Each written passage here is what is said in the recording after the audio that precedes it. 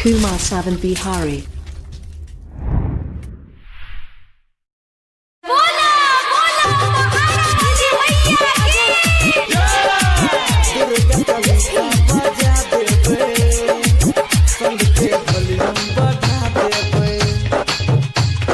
मैया कृपा से चले दुनिया जहान, दुर्गा मैया के बाबे महिमा महान। मैया कृपा से चले दुनिया जहान, दुर्गा मैया के बाबे महिमा महान। दुर्गा चालीसा बजा देवे, संद के वॉल्यूम बढ़ा देवे, मैया के गाना लगा देवे हो, सिमराही में बजा देवे हो। शेरा वाली मैया के महिमा महान, दुनिया में जाने एकरा सगरो जहान। शेरा वाली मैया के महिमा महान, दुनिया में जाने एकरा सगरो जहान। दुर्गा चालीसा बजा देवे, संग के वॉल्यूम बढ़ा देवे, मैया के गाना लगा देवे हो, सिमराही में बजा देवे हो, बजा देवे हो। Recording studio Simrahi.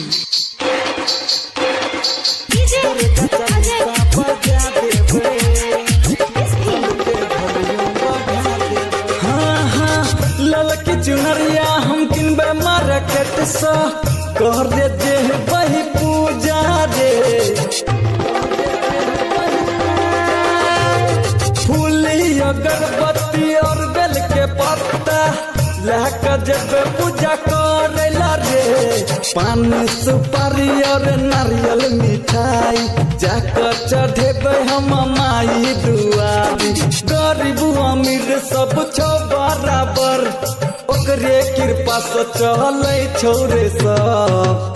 दुर्गा चालीसा बजा देबो, भक्ति में सबका झूमा देबो, मैया के गाना लगा देवे हो, सिमराही में बजा देवे हो, बजा देवे हो।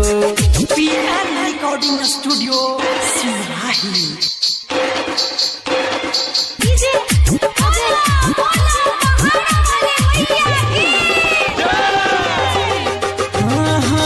नौ दिन नम्मी हम करबो रे भाई, खेबो 9 दिन यारवा रे।